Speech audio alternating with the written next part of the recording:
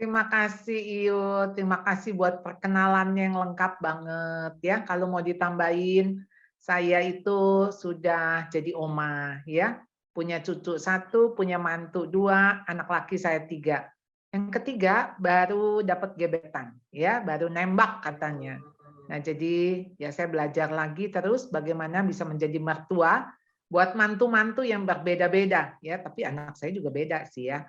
Nah, thank you buat 100 orang nih yang sudah kumpul malam hari ini. Tadi sudah dikatakan saya memberikannya mudah dimengerti, sederhana. Sebetulnya sesederhana pikiran saya ya. Jadi saya tuh nggak bisa mikir yang jelimet-jelimet. Jadi memang segala sesuatu bagaimana supaya saya juga bisa mengerti. Lalu karena passion saya adalah guru, mengajar, jadi saya berusaha untuk orang yang saya ajar juga bisa mengerti apa yang saya pikirkan, ya. Nah, bicara sex education ini sebenarnya judulnya sih jadul banget ya. Saya udah materi ini ya yang saya gumuli gitu ya, mungkin 20 tahunan lebih lah ya.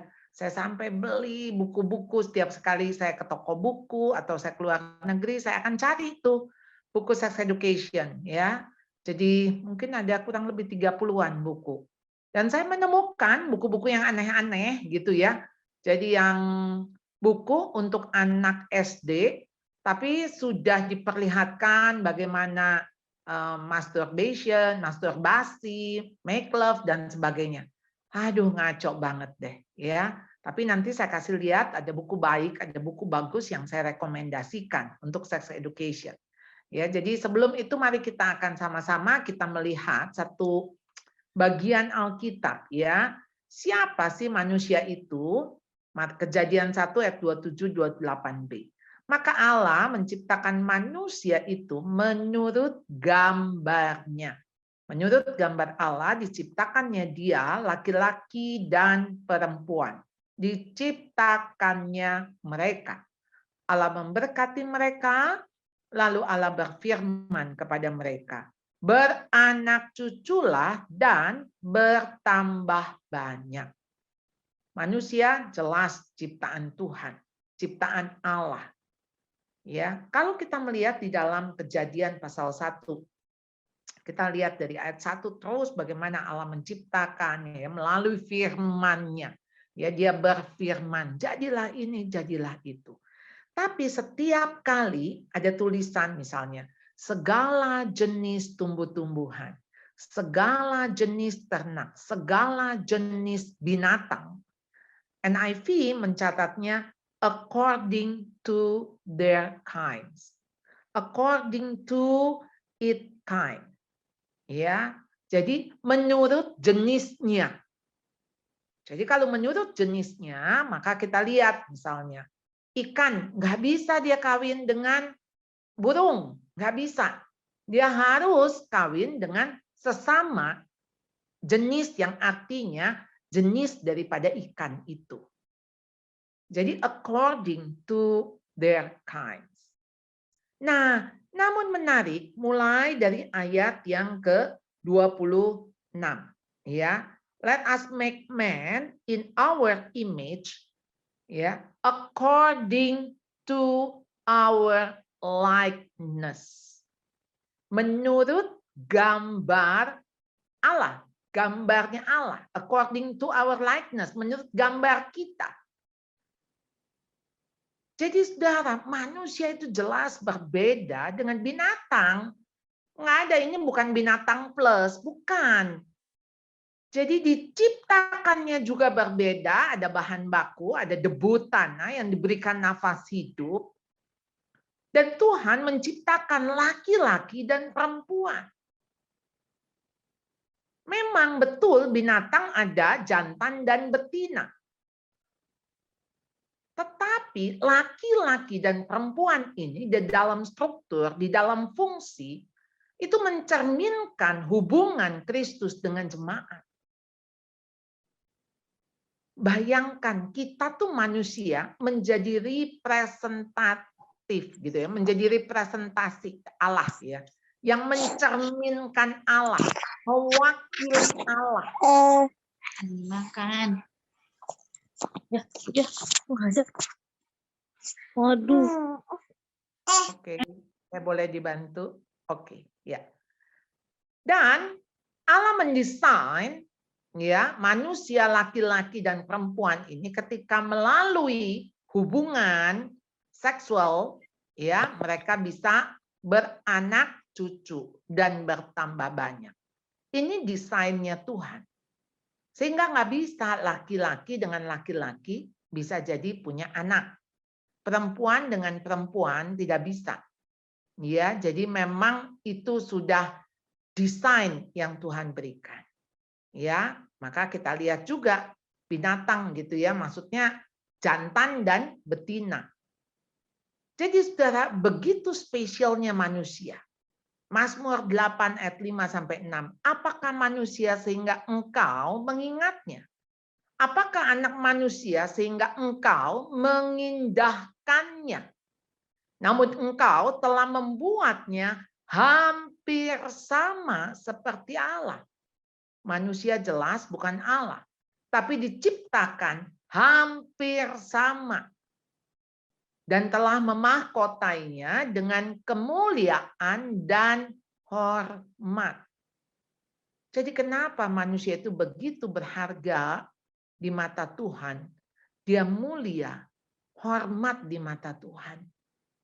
Tapi manusia yang sudah jatuh ke dalam dosa, maka manusia hilang kemuliaan Allah. Manusia menjadi rusak. Gambar Allah itu tidak hilang, tetapi rusak. Sehingga tidak bisa berfungsi untuk menyatakan kemuliaan Allah. Di Kejadian 3 ayat 5b, ini yang iblis katakan kepada Hawa, pada waktu kamu memakannya, matamu akan terbuka dan kamu akan menjadi seperti Allah. Tahu tentang yang baik dan yang jahat. Kamu akan menjadi seperti Allah. Itu iming-imingnya. Sebetulnya nggak usah jadi sama seperti Allah aja. Manusia sudah hampir sama seperti Allah. Ada gambar Allah di dalamnya.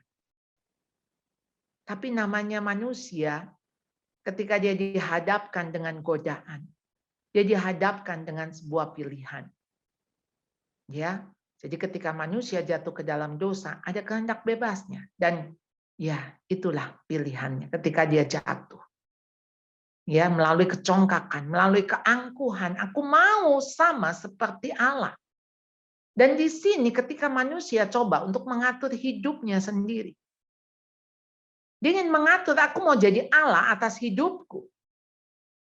Makanya kenapa dikatakan begitu kita terima Kristus, kita memiliki hidup baru, dan hidupku bukannya aku lagi, tapi Kristus yang hidup di dalamku.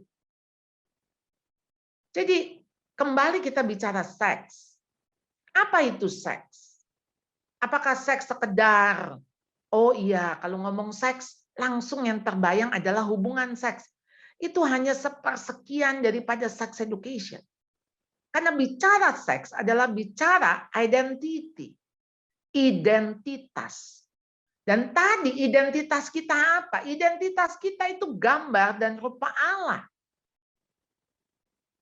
Jadi bukan sekedar, oh ini laki perempuan, urusan gender. No. Sexual identity. Makanya kenapa di usia remaja, di situ anak-anak menjadi bingung, ada confused tentang identity. Tentu tidak terjadinya di remaja, harus dari awal. Dari anak itu masih kecil, dari masih bayi, sexual education itu harus diberikan. Bagaimana Anda memperlakukan dia? Ini anak laki diperlakukan seperti anak laki, anak perempuan yang diperlakukan dia seperti anak perempuan. Jangan kita mengharap dia anak perempuan ya. Saya mendengar satu sharing, beliau itu anak ke-6, laki-laki. Kakaknya semua 5 laki-laki. Dan bapaknya ini sudah ngomong, kalau berkata kepada istrinya, kalau kau melahirkan anak laki, aku nggak akan jenguk ke rumah sakit. Saudara, itu saja sudah ada penolakan. Dan betul, lahirlah laki-laki. Lalu apa yang terjadi? Dia bilang, saya tuh sering sekali habis mandi sore, saya pasti dipakaikan rok. Jadi dipakaikan baju perempuan. lalu disuruh menari-nari dan ditertawakan. Sampai satu waktu ketika dia sudah berumur 4 tahun, entah bagaimana, waktu orang-orang itu tertawa, dia merasa nih, ini ada sesuatu yang nggak beres, ada sesuatu yang nggak benar. Lalu kemudian dia lempar itu rok itu dan dia pergi menangis. Saudara, bagaimana anak ini nggak rusak kira-kira kalau ini diterusin ya? Dia akan menjadi bingung, saya ini laki atau perempuan. Apa itu seks? Ya, jadi kalau bicara seks, Anda harus mengisi di dalam sebuah form. Name, sex, isi male or female. Dan sekarang di Amerika, saudara, formulir-formulir itu ada 3 pilihan. Ya, pilihannya ya saya tidak menentukan dia mau laki atau perempuan. Dan sekarang restroom seperti ini. Kita di airport kita akan melihat, wow, gender neutral restroom. Jadi buat yang nggak merasa nyaman yaitu perempuan, ya dia nggak usah masuk WC perempuan. Tapi kan juga nggak bisa masuk WC atau toilet laki-laki. Jadi silahkan bisa masuk ke gender neutral restroom. Itu biasanya adanya di depan, ya. Atau mereka yang ya penampilan, sebetulnya penampilannya seperti perempuan, tapi dia sebetulnya laki-laki. Dia nyaman dia masuk ke restroom yang seperti ini. Jadi saudara, laki-laki atau perempuan itu yang ditanyakan ketika kita melahirkan seorang anak. Pasti pertanyaan pertama adalah tentang seks. Laki atau perempuan. Cuman itu pilihan yang kalau nggak laki ya perempuan. Nggak ada setengah laki, setengah perempuan. Atau waria gitu, wanita pria. Atau wadam, wanita adam gitu ya. Saudara, ini Dori Katy Dori. Dia seorang waria, saudara. Dia punya anak, ya first genderless baby. Jadi ini di Kanada, saudara. Dia bayi pertama yang genderless. Jadi yang tidak menyatakan anaknya itu perempuan atau laki-laki. Dan tentu diikuti oleh pasangan-pasangan yang berikutnya. Dan sekarang saya lihat ada baju juga genderless. Kalau dulu kan kita gini ya, oh kalau pink, pasti perempuan. Kan kalau baby kan wajahnya mirip-mirip ya, nggak bisa membedakan ini laki atau perempuan. Kita hanya bisa lihat dari alat kelaminnya. Tapi kita bisa lihat dari bajunya, oh bajunya biru, ini kayaknya si cowok deh. Nah sekarang nggak ada lagi tuh baju mau menunjukkan gender si baby, nggak ada. Jadi apa sih seks itu? Ya seks itu kualitas karakter. Jadi ada karakter di dalamnya. Jadi bicara seks, bicara karakter. Jadi karakter itu bukan karakter maksudnya baik, buruk gitu ya, karakter jujur, bukan. Tapi ada karakter. Jadi kenapa begitu kita bilang ini laki-laki, ini perempuan, ada karakter yang mengikutinya. Dan karakter itu akan diikuti dengan perilakunya. Jadi kita misalnya melihat, aduh kok kecewe banget, padahal dia cowok. Nah, itu karakternya jadi karakter feminin yang mungkin jalan ya atau gayanya bicara ya, melambai gitu ya. Nah, itu seks itu menyangkut bukan hanya karakter tapi juga fisik. Fisik sebagai laki-laki tentu Tuhan berikan.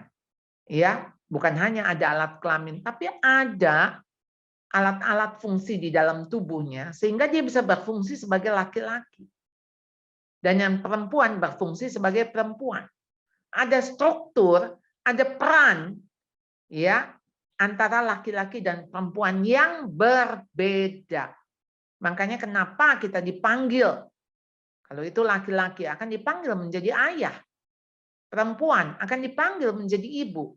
Oleh karena itu kenapa perempuan menstruasi? Karena ada peran selanjutnya. Dia harus hamil. Ya, dia hamil, dia melahirkan, dia menyusui.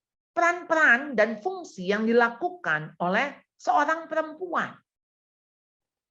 Ya kita temukanlah yang aneh-aneh ya. ada seorang apa namanya waria begitu ya, dia penampilannya laki-laki banget tapi kemudian dia hamil.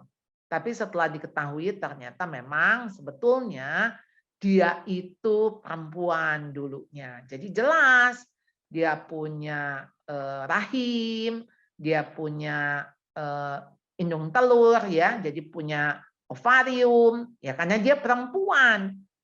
Cuman ketika dia berfungsi sebagai laki-laki, karena kan dia kemudian dia menjadi laki-laki, kemudian suaminya itu laki-laki, dan ini aneh sekali di Inggris terjadi. Jadi si suami itu laki-laki yang jadi perempuan, sedangkan dia perempuan jadi laki-laki. Dan akhirnya mereka punya anak, ya. Tapi bagaimana ya? Jadi yang melahirkan itu anaknya panggilnya papa. Ya karena memang secara penampilan, ya penampilannya seperti ayah, seperti daddy. Jadi ya ini bisa pasti satu apa ya, satu isu yang luar biasa. Kalau semua anak-anak murid di sekolah, siapa yang melahirkan kamu? Mama gitu. Dia angkat tangan sendiri, saya papa. Ini kan dunia sudah terbalik ya. Jadi sex education itu proses pemberian informasi yang benar, ya, menempatkan seks pada perspektif yang tepat, dilihat dari berbagai dimensi. Jadi bukan hanya biologis, psikologis, sosiologis, tapi juga moral, religius. Kita melihat Alkitab bagaimana memandang atau melihat seks sebagai ciptaan Tuhan yang kudus, yang suci. Dan Allah punya tujuan waktu Tuhan menciptakan seks ini. Yang kedua, memberikan benteng atau filter kepada anak untuk menjaga dirinya dari kejahatan seksual. Dan sekarang ini luar biasa kejahatan seksual. Terlebih-lebih sebetulnya, saya baru nonton ya di Netflix ya, ada satu film dokumenter cyberbullying, tapi bullyingnya ini kelewatan banget. Jadi anak-anak SMP mereka disuruh foto bugil, ya, naked, kemudian suruh bikin video, lalu dikirimkan. Nah, begitu sudah beberapa kali akhirnya mereka kirim tuh jadi bisa kebaca, ya, nick-nya, di mana alamat rumah, di mana sekolah mereka, di mana orang tua, langsung data-data itu kerekam. Nah, jadi waktu mereka ini mau, saya nggak mau kirim lagi. Wah, mereka diancam. Kami udah tahu ya temanmu si ini, sekolahmu ini, orang tuamu ini, dan kami akan laporkan. Dan anak-anak yang kena itu jumlahnya ribuan, puluhan ribu. Ini sindikat ya. Mengerikan sekali. Ini anak-anak SMP yang nggak ngerti gitu ya, bahwa di balik ini ada kejahatan yang luar biasa dan semua basicnya pasti uang. Ya, jadi makanya kenapa uang itu akar segala kejahatan. Jadi sex education itu harus melihat seks sebagai anugerah Allah yang suci, yang kudus. Jadi bagaimana Allah punya tujuan waktu menciptakan seks. Jadi kalau kita ngomongin seks kita bilang tabu, kayaknya ini yang mesti dibenerin ya. Isi kepala kita, mindset kita yang mesti dibenerin. Karena apa? Karena kita nggak melihat sebagaimana Allah melihat. Jadi bagian tubuh yang diciptakan Tuhan secara khusus harus dijaga, dirawat, dilindungi. Jadi bukannya malu, jadi bukan soal, ayo pakai bajunya nih, malu. Itu bukan yang memalukan. Tapi memang justru kamu harus jaga, harus lindungi, harus rawat, karena itu spesial. Karena itu private. Jadi bukannya malu. Saudara, kita harus mengajarkan anak. Malu itu yang berkenaan dengan dosa. Jadi miskin juga nggak malu, nggak usah malu. Bodoh nggak usah malu. Tapi mencuri itu mesti malu, berzina malu, berbohong malu. Jadi yang berkaitan dengan dosa itu kita harusnya malu. Jadi tubuh kita nggak ada yang harus dipermalukan. Jadi ya ada orang yang dia telanjang, dia naked gitu ya, di pantai, di mana gitu kan. Ya, itu bukan mereka tidak tahu malu, tidak. Mereka nggak tahu bahwa begitu berharganya diri mereka. Sangat berharga. Jadi bagian yang paling intim, bagian yang paling yang Tuhan ciptakan dengan sangat khusus. Ya, karena kan bagian-bagian lain kan sama kecuali seksnya begitu kan. Dan itu harus dijaga, dilindungi. Oleh karena itu kita harus mengajarkan peran, fungsi daripada secara seks, gender ya, perempuan dan laki-laki. Kamu harus berfungsi sebagai apa? Banyak kali saya tanya sama murid-murid, siapa yang nggak suka, siapa yang senang jadi perempuan? Sebagian angkat tangan. Siapa yang nggak senang jadi perempuan? Ini buat khusus yang anak perempuan. Itu bisa ada yang angkat tangan. Saya bilang kenapa? Ya aku nggak mau karena aku repot. Tiap bulan harus mens. Karena aku nggak mau, nanti aku yang harus hamil. Aku yang harus melahirkan. Ini apa ya yang ada di kepala mereka? Karena mereka melihatnya itu sebagai kutukan. Sebagai sesuatu yang malu, merepotkan. Nah bagaimana kita sebagai orang tua mesti mengajarkan bagian ini. Kamu dipilih oleh Tuhan menjadi wanita. Menjadi perempuan. Enggak semua Tuhan ciptakan sebagai perempuan. Tapi ketika kamu jadi perempuan, pasti ada maksud. Oleh karena itu di dalam budaya kita yang sangat mengagungkan laki-laki. Nah ini bahaya sekali. Seolah-olah laki-laki lebih baik daripada perempuan. Ya sering saya tanya misalnya, ketemu teman, anakmu laki atau perempuan? Ya perempuan lagi. Itu rasanya begini, ya perempuan lagi. Kayaknya nyesel gitu ya dapat perempuan ya. Saya ingat-ingat kan saya punya 3 anak laki. Waktu anak saya yang ketiga saya tahu laki-laki, saya juga, aduh kok laki-laki lagi Tuhan. Tuhan kalau boleh kan kasih bonus ya Mbok ya perempuan gitu loh. Tapi sekarang saya baru ngerti, begitu jadi laki atau jadi perempuan, itu urusan Tuhan. Tuhan tuh mau pakai dia jadi apa? Tuhan mau pakai dia jadi apa? Tuhan mau rencana terhadap hidupnya apa? Karena waktu saya melahirkan, waktu melahirkan lalu kemudian saya dapat anak ketiga saya laki, kebetulan teman saya itu dapat anak perempuan yang dimana dia juga punya anak laki sebelumnya.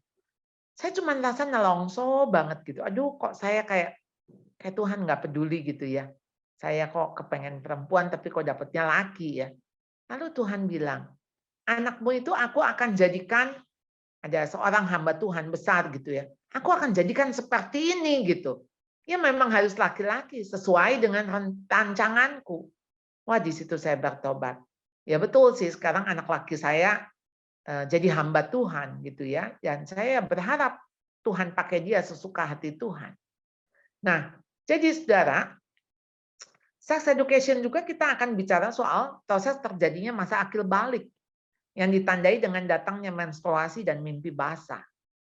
Jadi kenapa anak-anak itu mengalami satu fase peralihan ya, ketika dari boy menjadi man, dari girl menjadi woman. Itu ketika datangnya menstruasi dan mimpi basah karena mereka sudah bisa menghamili dan mereka sudah bisa dihamili. Jadi dengan konteks secara fisik mereka bisa menjadi ibu atau menjadi bapak, tapi secara mentally mereka belum siap. Nah, kita juga ajarkan bagaimana proses terjadi reproduksi, pembuahan, kehamilan. Saudara, ini jelas di sekolah tentu diajarkan ya, biologi. Tapi bagaimana orang tua mengajarkan pasti melalui hal yang berbeda. Karena apa? Karena kamu pernah di perut mama. Ya, waktu kamu bayi, kamu lahir misalnya ya, si papa bisa menceritakan, wah waktu kamu lahir begitu susah payah mamamu, papa tuh sampai nangis. Nah, ada bonding di dalamnya. Jadi bukan sekedar informasi kan. Nah, ada nilai-nilai persahabatan dalam pergaulan yang kita berikan. Karena apa? Karena segala sesuatu itu muncul dari pergaulan. Pergaulan yang buruk merusak kebiasaan yang baik. Jadi bagaimana pacaran tentu dimulai dari pergaulan. Dan perkawinan dimulai dari pacaran. Nah kalau udah nggak benar ujungnya ya Jangan diharaplah ujung sananya bisa benar juga. Nah, jadi kapan sih pendidikan seks ini dimulai? Sedini mungkin. Sedini mungkin. Saat anak bertanya mengapa. Karena anak itu dengan curiosity-nya, dia kepengen tahu. Ini kenapa sih aku datang dari mana? Aku datang dari mana?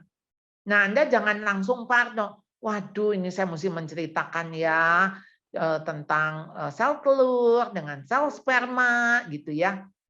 Nah, tidak. Jadi kita bertanya, kenapa kamu tanya ini? Konteksnya apa? Nah, baru nanti dia ngomong, iya itu ada temanku, datang dari Surabaya, datang dari Semarang. Nah, dia cuma tanya, aku tuh datangnya dari mana? Jadi, ayo perbanyak komunikasi dengan anak. Tapi kan ada faktor penghambat. Kita sendiri tuh nggak memiliki pengetahuan yang tepat tentang seks. Saya tahu menstruasi dari mbak saya waktu saya di kelas 4. Si mbak saya waktu zaman dulu tuh pakai handuk kecil gitu ya, nggak ada softtek. Softtek tuh barang mahal, mewah. Saya tanya dia kenapa dia cuci kok ada darah dan sebagainya. Tapi dia ketawa-ketawa dan dia bilang ini datang bulan. Tapi kok wajahnya kayak malu-malu, semu-semu gitu. Jadi saya juga bingung. Sesuatu yang darah itu kan sesuatu yang menyakitkan gitu ya, ada sakit. Tapi kok kayak dia ngejelasinnya nih ada something wrong gitu ya. Malu, risih, nggak tahu bagaimana membicarakannya karena suami istri juga tidak bicara soal ini. Padahal Anda diberi hak oleh Tuhan untuk Anda membicarakan tentang ini. Lalu berasumsi bahwa anak nanti tahu sendirilah dari sekolah. Nanti juga dia tahu kalau dia dewasa. Kita membiarkan anak mengerti dari pihak lain. Dan bagaimana kalau pihak lain menjelaskannya dari sisi yang salah? Karena memperbaiki yang salah pasti lebih sulit. Lalu khawatir kalau kita kasih tahu anak akan coba. Kan kita tetap kasih tahu ya tentang narkoba ya.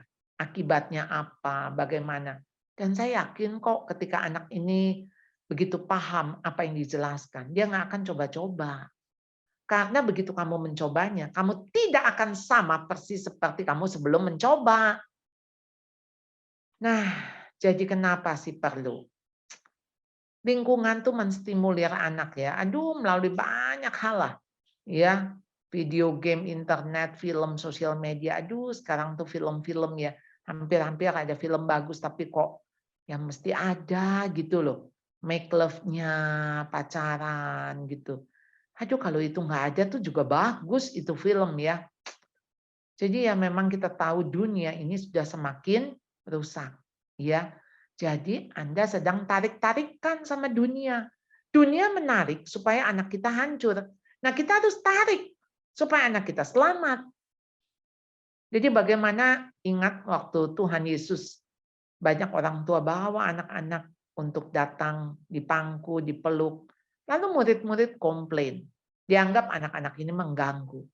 Tapi Tuhan bilang biarkan anak-anak ini datang kepadaku. Dan kemudian Tuhan memberkati dan Tuhan memeluk mereka.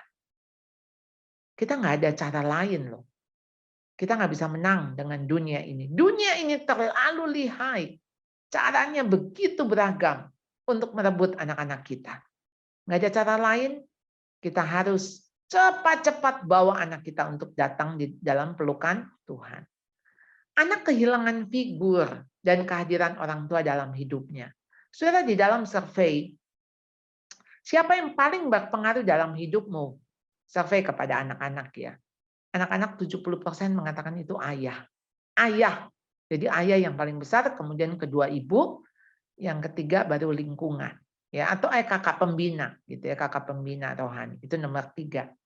Lalu kenapa ayah? Nah, rupanya ayah ini bukan ayah dalam konteks berpengaruh positif.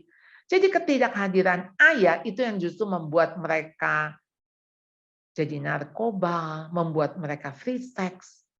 Karena memang kehilangan tuh. Kehilangan figur. Kehilangan tokoh yang mereka identifikasikan. Jadi saudara, orang tua yang tidak mengajarkan pendidikan seks yang benar, maka satu hari anak akan dapat entah dari teman, entah dari film, dan cara mereka menjelaskan cara yang tidak benar. Dan akhirnya anak memiliki pemahaman yang salah tentang seks.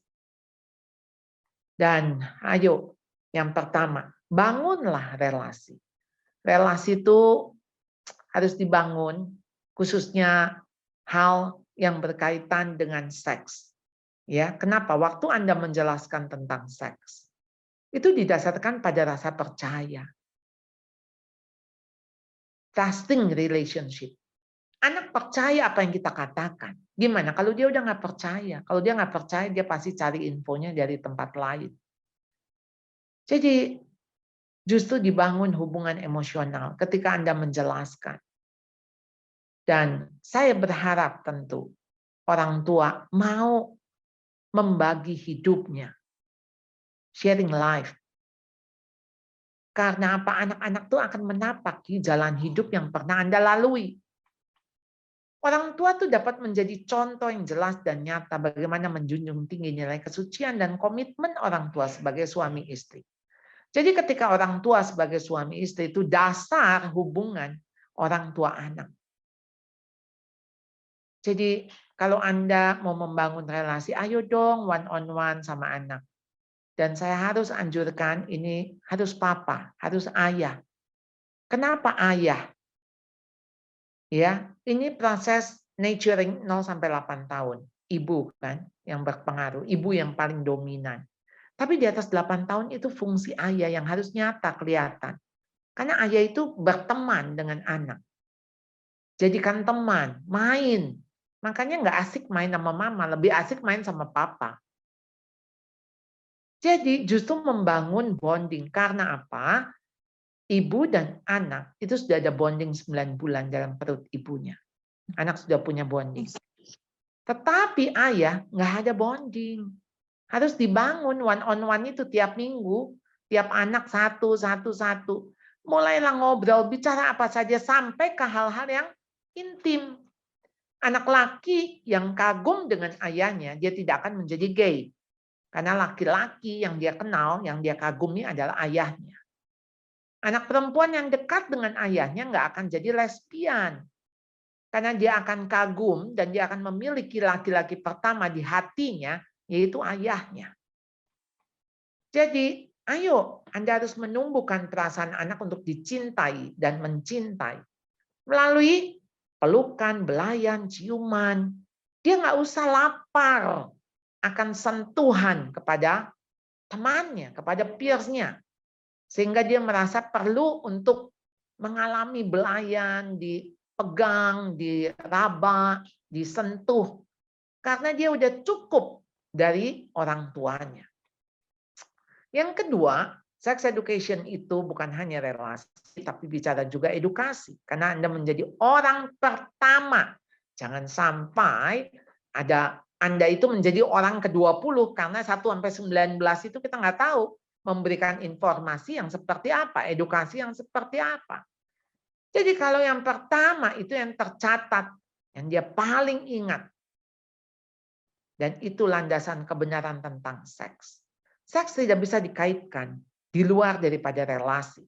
Karena seks itu menyangkut relasi dengan Tuhan, relasi dengan diri sendiri, dan relasi dengan orang lain. Jadi, ayo Anda harus peka tahu kapan anak membutuhkan penjelasan mengenai seks. Siapa yang ditanya, dialah yang menjawab. Jadi, Anda tahu kapan saat yang tepat dia butuh. Jelaskan apa adanya dengan komunikasi terbuka, terus terang, jujur. Ya, suasana yang akrab, hangat. Jadi tapi bukan yang kayak malu-malu. Dan berapa banyak orang tua juga yang bisa nonton film porno bersama dengan anak dan pikir ya udah lihat aja dari filmnya. Jelas itu bukan edukasi. Tidak ada pornografi itu sex education. Karena dia akan memperlihatkan seks itu dari sisi yang berbeda. Dari sisi yang seolah-olah kayak gini kamu nikmat. Bukan itu. Itu hanya kamuflase. Itu fake. Karena apa? Karena seks, bicara identity. Ketika suami istri melakukan hubungan seks, maka dia akan dipenuhkan secara identitas dirinya.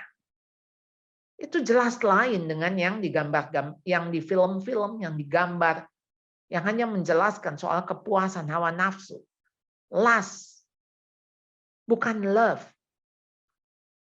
Jadi saudara, dengan bahasa sesuai dengan kebutuhan perkembangan anak. Jadi kalau anak tanya, aku datang dari mana? Ya tanya dia, maksudnya apa? Oh iya, kan aku dari bayi ya. Apa aku datang dari burung bangau?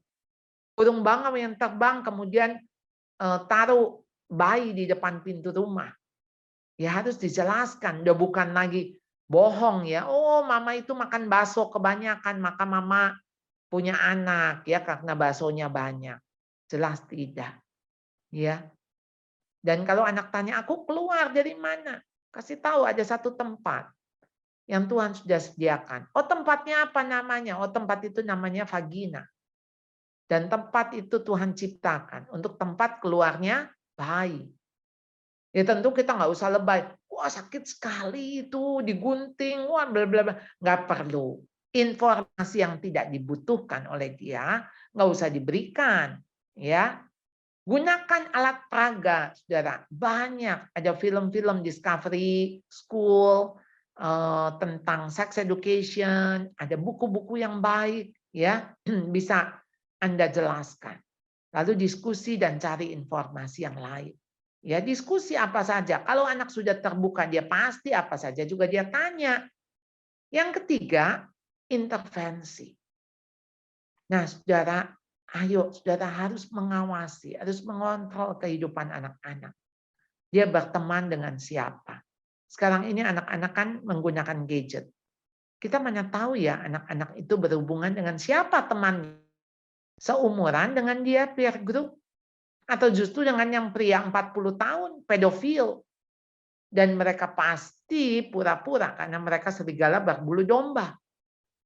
Awasi apa yang mereka baca, apa yang mereka nonton, medsos mereka.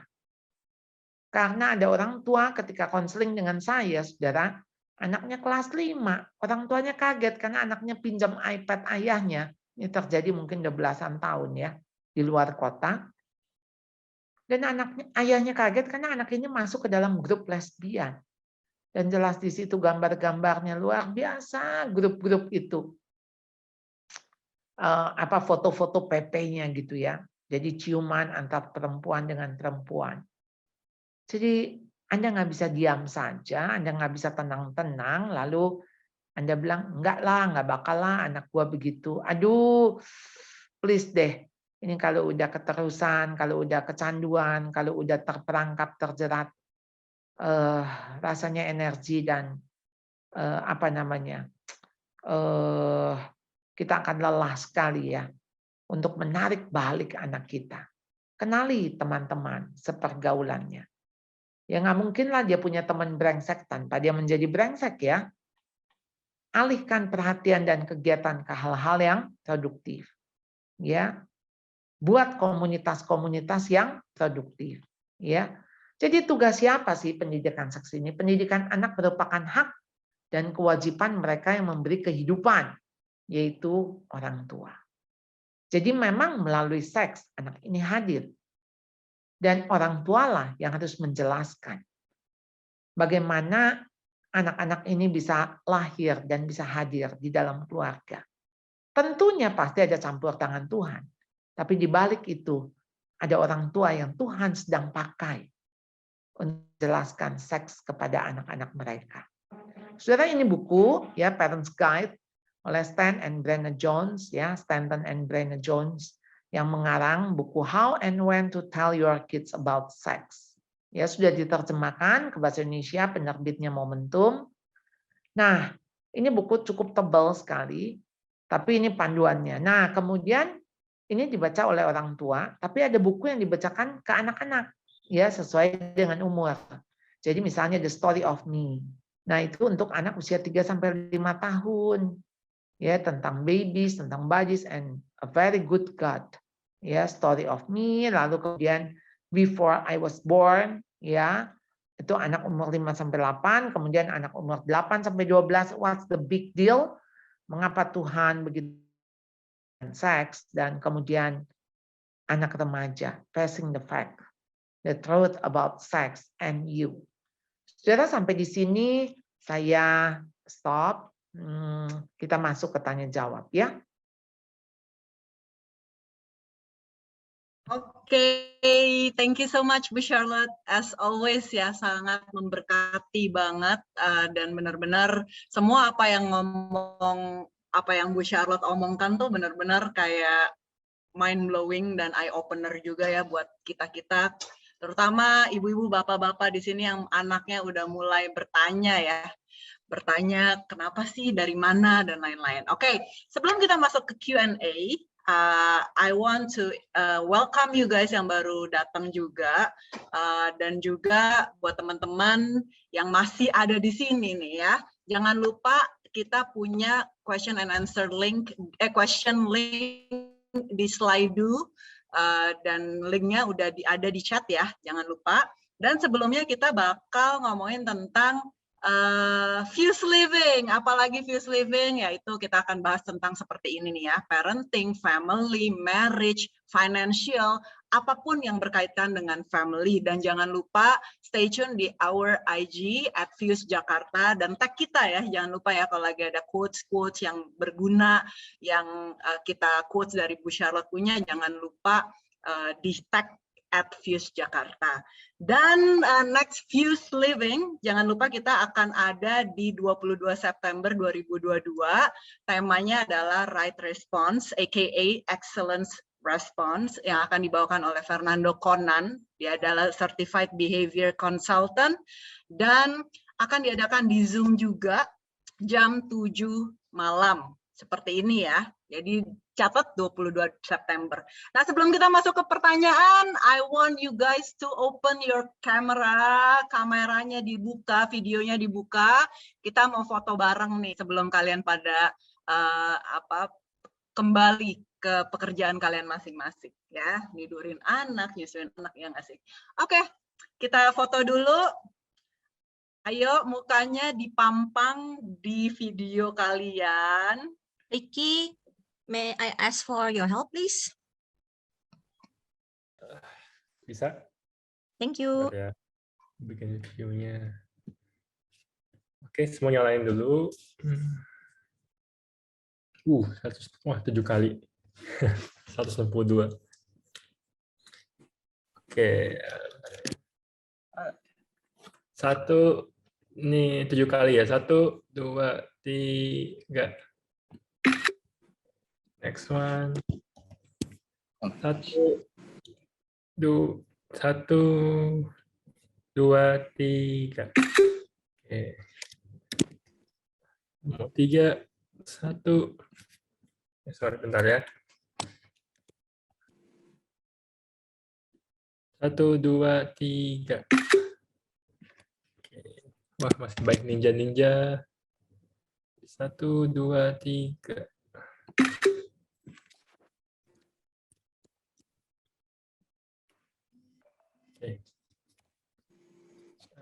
Oke. 1, 2, 3. Ada 2 kali lagi. 1, 2, 3. Oke, beres. Thank you. Thank you. Fotografer Ricky Chandra. Oke, nanti Oke. fotonya akan kita masukin dan kita akan share ke kalian. Oke. Thank you Bu Charlotte, again amazing, and kita banyak banget pertanyaan yang datang di Slido ya. Tapi I will ask dari yang tadi Bu Charlotte ngomongin di di slides ya.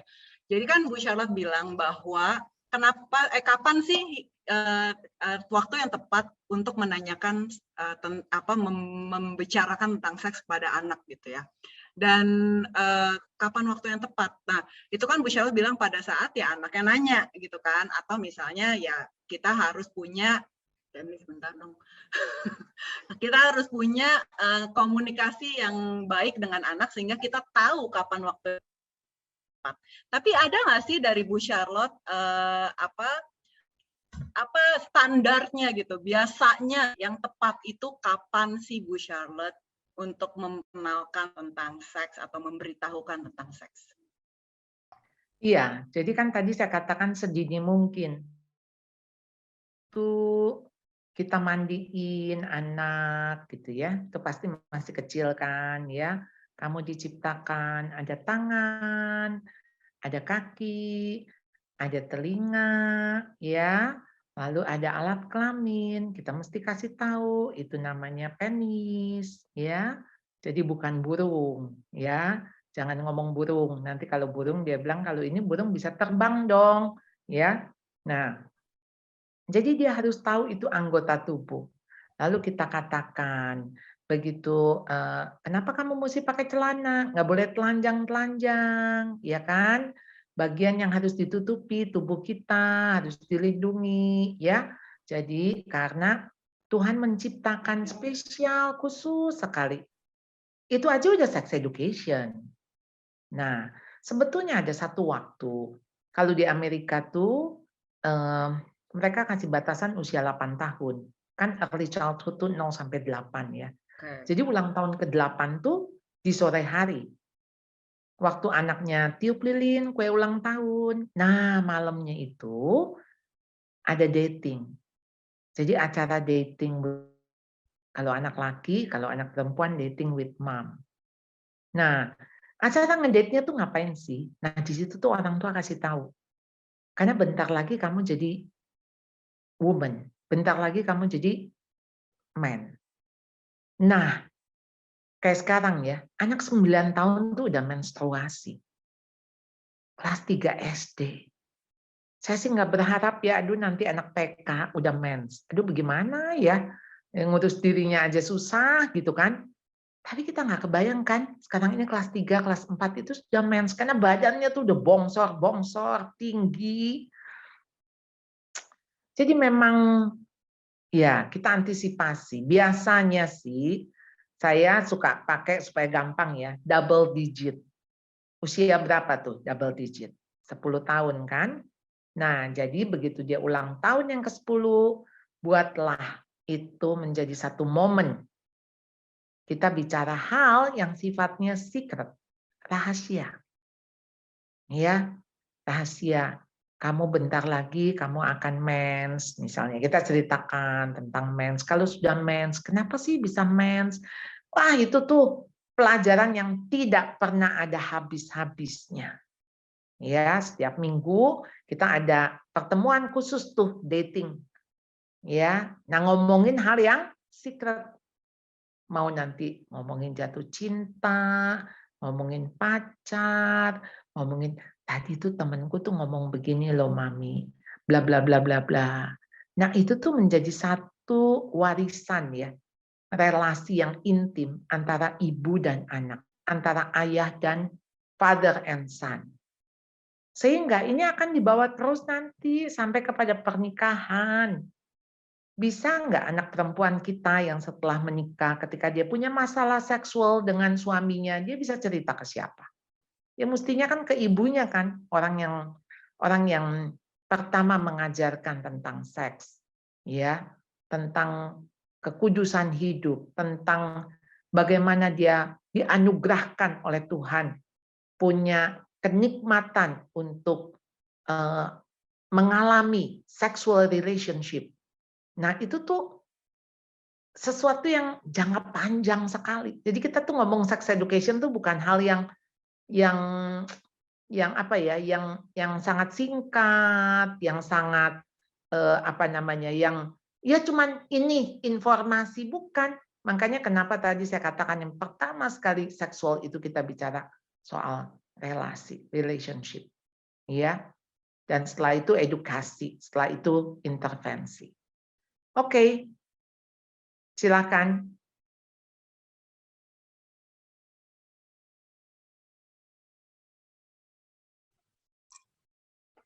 Maaf Ibu, ini kayaknya Iu ngedrop.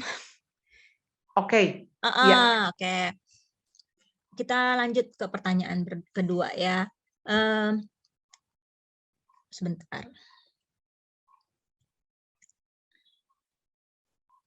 Nah, ini Bu, ada pertanyaan begini. Kan ada nih anak-anak kan suka ya tadi dimandiin ya, awalnya dimandiin terus lama-lama yaudah deh biar cepat mandi berdua gitu kan, mandi berdua sama mami, mandi berdua sama papi gitu. Nah, ini sebaiknya usia berapa ya Bu? Anak-anak ini udah nggak mandi lagi bersama orang tuanya, terutama yang cross gender. Memang nggak boleh mandi bersama. Gimana kita ini orang tua? Kan kita juga bukan mau nggak mau kan jadi mereka melihat kan, jadi tubuh kita jadi alat peraga gitu kan. Ya nanti dia tanya, ini kenapa mami kok ada rambut? Ya kok ada pubis, misalnya yang dia tanya soal pubis. Ya, dan kita harus menjelaskan, lalu kenapa aku nggak ada pubisnya? Kenapa aku nggak punya payudara yang besar? Lalu dia mulai melihat-lihat, mengamati, dan itu pasti terekam. Jadi usaha tentu ya, maksud saya kita punya 1001 cara lah ya. Entah si anak nggak usah dimandiin, kita yang mandi, misalnya gitu kan? Ya nggak apa-apa juga kan? Jadi nggak ada sesuatu yang prinsip yang maksudnya sampai wah nggak bisa nih, ini kita harus mandi bareng. Kecuali kita di kolam renang kali ya. Kolam renang ya kan bukan mandi bareng ya, berenang bareng ya. Iya. Ya. Masih pakai baju ya, Bu? Konteksnya kan gitu. Iya. Jadi kalau yang sudah terlanjur mandi bareng, sebaiknya dihentikan ya, Bu. Stop, suruh mandi sendiri. Iya, betul. Karena artinya kita kan yang memandikan anak ya. Jadi jangan main mandi bareng tuh hanya boleh suami istri. Suami istri saling memandikan, nah boleh tuh, ya. Itu udah beda topik ya Bu jadinya. Beda jadi topik, anak tambahan betul. Itu nanti. Iya. Tapi ya boleh, maksudnya sebagai suami istri ya boleh, itu Anda punya hak, ya. Kan dua sudah menjadi satu, to become one. Ya, kalau Anda dengan anak jelas berbeda. Ya. Jadi kan kalau kayak gitu sebaiknya kan kita sedini mungkin ngajarin mereka mandi sendiri nih Bu. Usia berapa anak-anak itu ya bisa diajarin mandi sendiri, terutama membersihkan bagian vitalnya ya? Iya, bertahap. Sekarang kan misalnya kita yang siram, dia yang sabun bagian depan, kita sabun bagian belakang. Lalu bagaimana misalnya dia penis ditarik gitu kan, ya dibersihkan, kita ajarkan. Dan kita harus menganggap itu biasa, sama seperti cuci kaki, cuci tangan, sikat gigi, gitu loh. Semuanya kan bertahap ya. Selama kalau ini mau pakai ini dulu. Ada yang pendek? Bantu. Oke, Iu is back. William Mark. Oke, Bu Charlotte. Oke, halo. Sorry banget ada gangguan. Oke, tadi kan udah ada pertanyaan tuh mengenai gimana kapan dan mandinya, apakah boleh bareng, tapi enggak ya, hanya suami dan istri yang boleh mandi bareng. Kalau anak sedini mungkin jangan pernah ya, jangan pernah dikasih lihat ya. Ya, maksudnya mengajarkan anak juga mandi sendiri sebetulnya kan, maksudnya private gitu loh. Jangan mandi rame-rame. Oke, berarti dari sedini mungkin lah ya diajarkan untuk mandi sendiri dan dijelaskan mengenai perbedaan tubuh cowok apa cewek ini, dan jangan dikasih nama-nama palsu ya Bu Charlotte ya. Jadi kalau penis ya penis, jangan dikasih tahu burung nanti bisa terbang ya nggak Bu? Oke. Ini ada pertanyaan berikutnya nih Bu, bagaimana bila sudah tidak ada ayah? Atau karena kan tadi Bu Charlotte ngomong tentang ayah itu sangat penting perannya. Tapi ini ada pertanyaan bagaimana kalau ayahnya tidak ada? Bagaimana kalau ayahnya meninggal atau mungkin ayahnya tidak hadir? Bagaimana Ibu bisa mengambil peran ayah?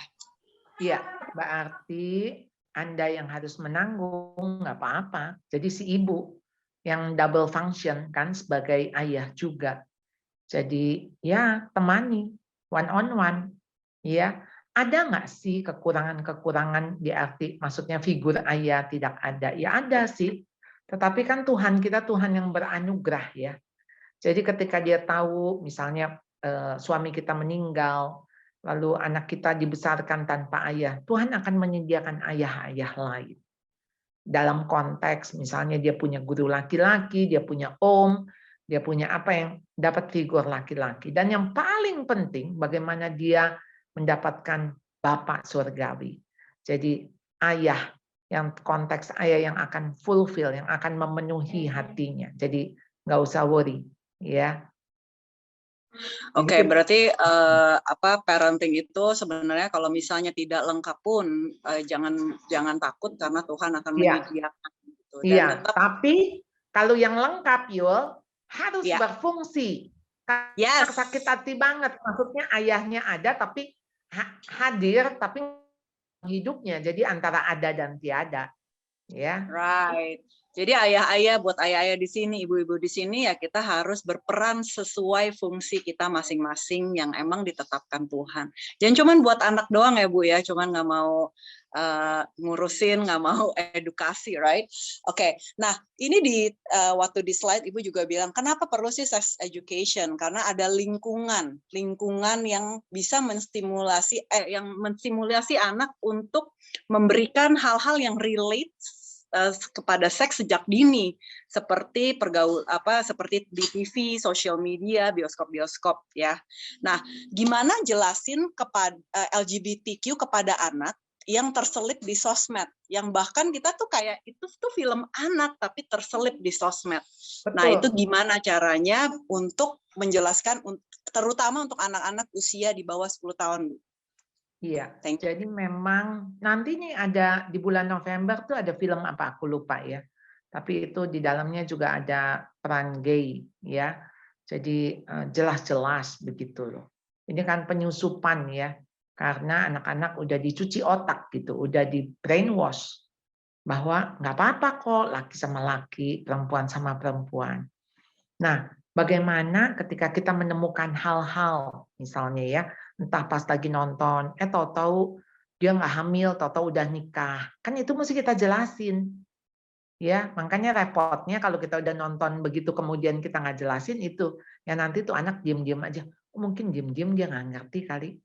Justru harus menurut kamu apa yang terjadi. Jadi misalnya kita udah ngeliat nih ada pasangan gay misalnya kan di film, atau ya begitu kita jalan. Kalau di luar negeri kan udah biasa gitu ya orang jalan di laki dengan laki, perempuan sama perempuan, ciuman pula begitu. Anak kita lihat, kita mesti ngomong, menurut kamu itu benar enggak? Ya, sesuai enggak dengan yang Alkitab katakan? Ya, jadi yang kamu lihat tuh di dunia ini enggak semua benar. Enggak semua benar. Jadi kamu mesti punya filter, mesti punya saringan. Sama, nggak semua makanan enak tuh benar, bisa jadi racun gitu kan? Right. Jadi, iya, jadi kamu harus bisa begitu ngunyah ini nggak benar, pahit atau apa kamu buang karena itu jadi racun. Mungkin nggak kelihatan gitu, tapi dari rasanya. Nah itu kita harus punya apa ya? Harus punya discernment, kemampuan membedakan. Iya, betul banget tuh. Jadi balik lagi ke komunikasi, perbanyak komunikasi dengan anak ya, yang seperti Bu Syarot bilang tadi ya. Jadi kita tuh nggak cuman kayak, oh itu gay, itu lesbi, oke, that's it. Tapi harus ada explanation, penjelasan one-on-one dengan anak, terutama juga buat ayahnya, one-on-one ibunya juga. Dan itu penting banget ya, membangun hubungan dengan anak. Oke, next question. Sebenarnya apa benar sih Bu ada anak yang bawaan dari terlahir LGBTQ seperti kesalahan genetik, kan kita biasa mendengar itu gimana menurut Ibu? Karena banyak teman aku ada satu yang gay, dia bilang dari lahir dia nggak pernah ada ide untuk itu, tapi dari lahir dia merasa seperti itu. What do you think, Bu? Jadi begini, makanya kenapa sex education itu saya katakan sedini mungkin sejak dia lahir. Karena faktor penerimaan itu penting sekali. Kalau orang tuanya nggak terima dia sebagai anak laki atau sebagai anak perempuan, itu aja udah masalah. Bagaimana sih anak bisa nerima dirinya? Jadi misalnya Yul, kalau kamu kan terlahir perempuan, misalnya orang tua kamu tuh mengharap kamu tuh laki-laki. Jadi begitu kamu lahir aja, itu udah berasa sekali penolakan itu. Sudah berasa sekali. Entah itu kamu masih baby, nggak ngerti loh, nggak ngerti. Tetapi kamu bisa merasakan ketika orang tua kamu tuh sebetulnya nggak accept gitu ya, lewat sentuhan, lewat apapun. Nah, sebetulnya ketika ada confusing ini ketika masih remaja dan dia bilang sejak kecil kok saya nggak tertarik sama lawan jenis, kan ada tuh ya, kita lihat ya sekarang kan sudah banyak di media sosial tentang Christopher, saya agak lupa sekarang, yang dia dokter gigi, kemudian dia tadinya bandar narkoba, dia jadi dia kuliah, kemudian di kuliah itu dia ketemu narkoba, dan sebetulnya dia dari umur 9 tahun ketika dia ngelihat porno, film porno, di situ dia sangat tertarik ketika ada laki dengan laki, begitu.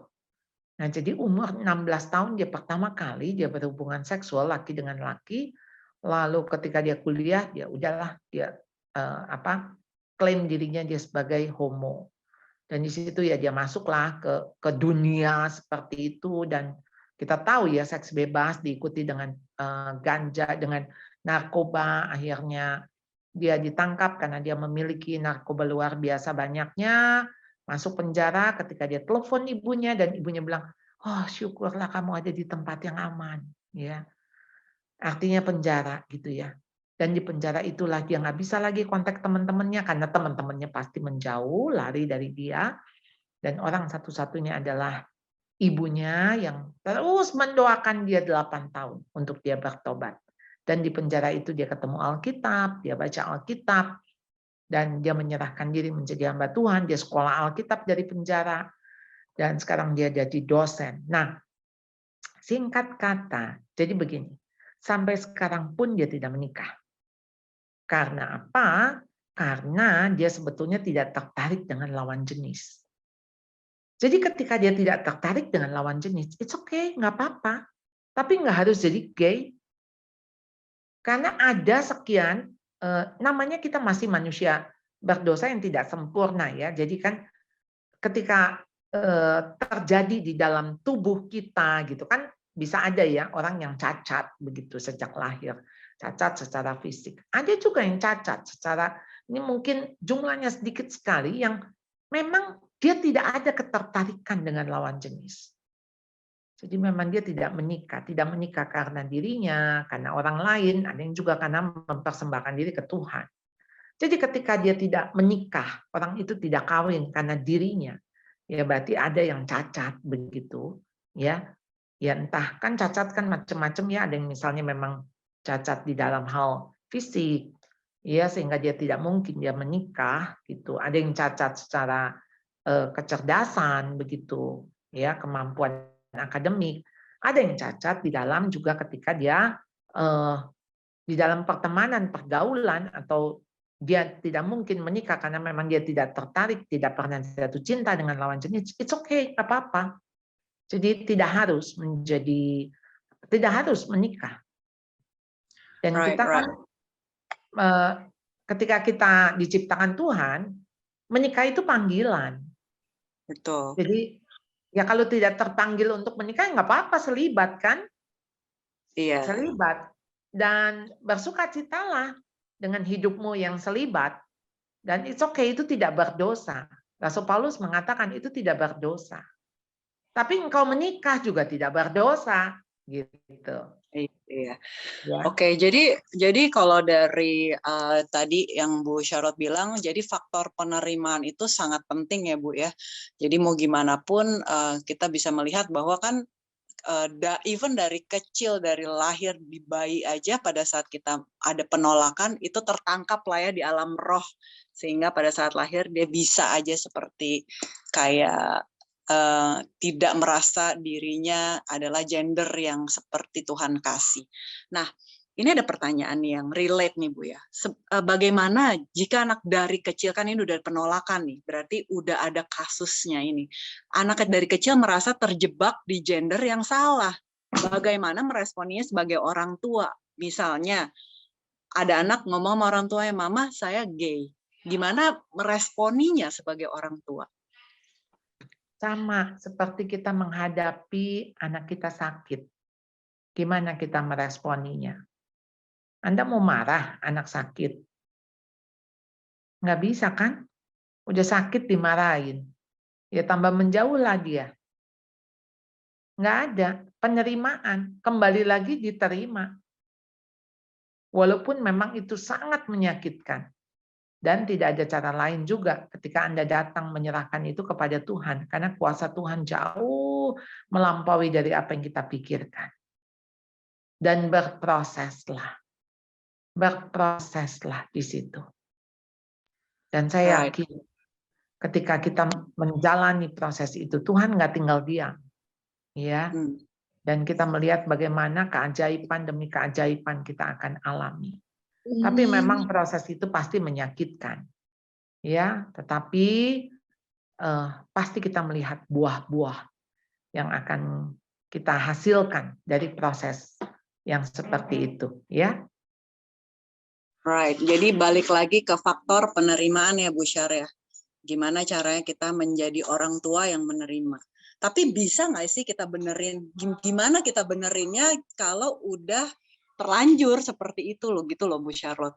Jadi mungkin ibu ini tuh pengen tahu gimana sih caranya selain menerima. Nah, gimana tuh Bu? Jadi bagi saya menerima itu memang bukan menyetujui. Maksudnya jadi kita tuh kayak, oke, kita sama kayak Tuhan Yesus menerima orang berdosa. Tapi kan Tuhan tidak menyetujui dosanya kan. Tapi dia menerima orang berdosa. Nah, dia duduk makan dengan orang berdosa.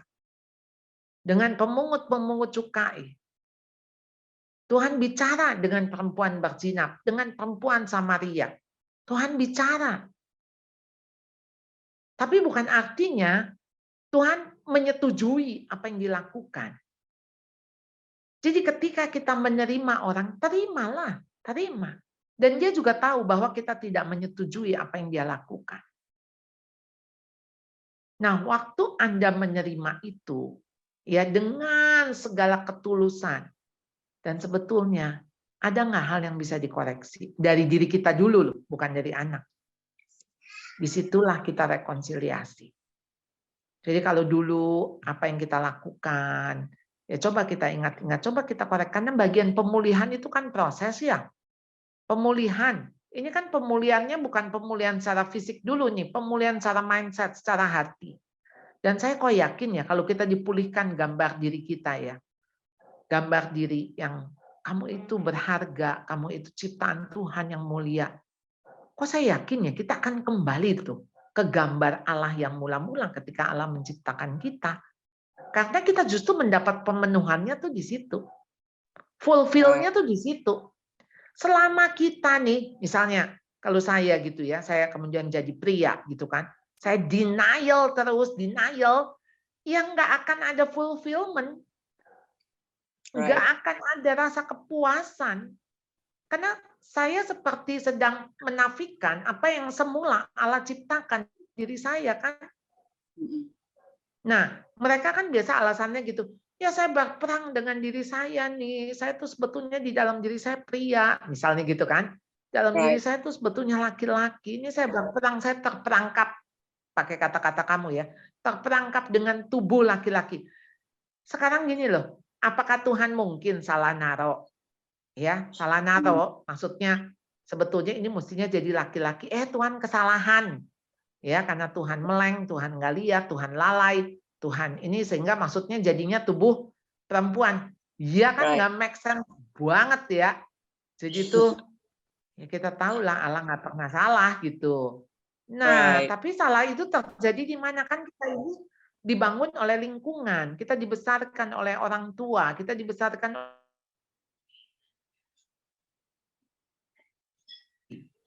Nah, jadi ayo, menurut saya perubahan yang harus dilakukan oleh orang tua ini pasti berpengaruh kepada ada impact kepada si anak. Ya. Nah, jadi terima dulu karena begitu Anda denial, Anda menolak, dia itu akan disambut oleh kelompok yang menerima dia. Dan kelompok itu sangat welcome sekali. Nah, anak kita udah terjebak di dalam, maksudnya mungkin secara tubuh atau apa, terjebak lagi di komunitas. Jadi komunitas yang pasti akan menjerat dia. Dan kalau sudah Makin confirm terjebak, lagi ya Bu ya. kenapa? Makin ke confirm lagi bahwa apa yang dia lakukan itu benar gitu ya Bu ya. Betul. Dan itu makin jauh. Jadi mendingan dia juga di depan mata kita. Udah. Yang terburuk, apa sih yang kita rasakan kan orang-orang ngomongin kita gitu kan? Ya, anggap aja orang ngelemparin kotoran ke wajah kita. Udah, itu mah nggak penting. Yang penting sekarang gimana nyelamatin anak kita. Dan nyelamatinnya anak kita nomor satu, bagaimana dia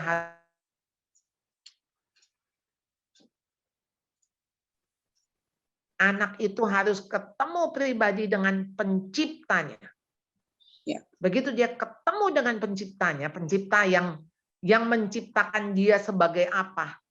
Oh, saya yakin ya, dia kembali tuh kepada apa sih, kita ngomongnya fitrahnya gitu ya. Kalau bahasanya gitu ya, kembali apa? Akarnya gitu ya, mula-mulanya gitu. Itu bagus banget tuh. Jadi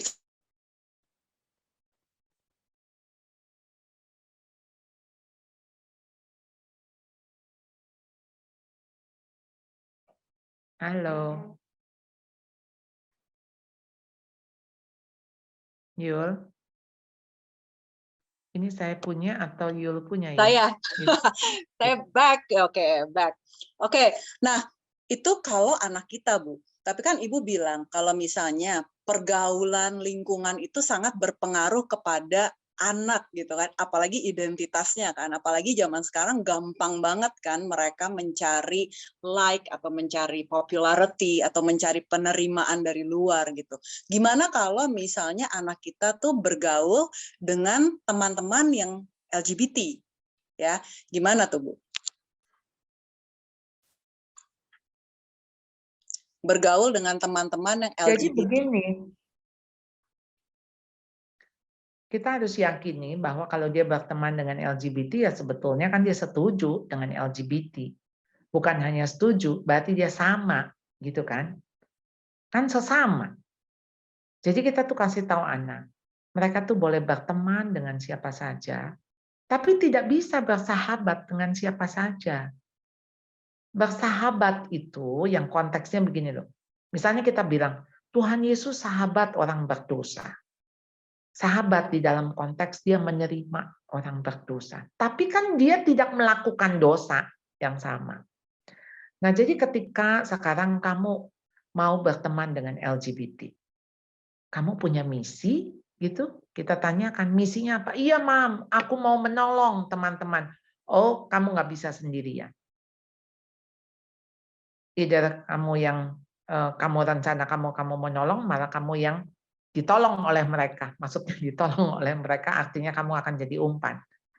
Jadi sama kayak orang tuh ada di bawah, kita di atas. Kita mau angkat dia, ya. Yang ada mah kita jatuh ke bawah. Ya. Karena ya gaya tarik bumi kan ke bawah kan. Jadi lebih gampang dong dia turun, kita yang turun daripada dia yang naik. Gimana caranya kita mau nolong dia? Kita harus berlima. Kita berlima nolong satu. Nah, baru bisa tenaganya lebih kuat, pengaruhnya lebih besar. Jadi jangan coba-coba kita masuk ke sarang LGBT. Ya. Makanya selalu mengawasi pergaulan anak-anak ya, seperti yang tadi Bu Charlotte juga sharing di slide juga ada, mengawasi pergaulan mereka, kenali teman-teman sepergaulan mereka ya Bu ya. Jadi ya, dan juga balik lagi ke relasi hubungan dari ibu dan orang tua, dari anak dan orang tuanya. Betul ya Bu ya? Iya. Oke.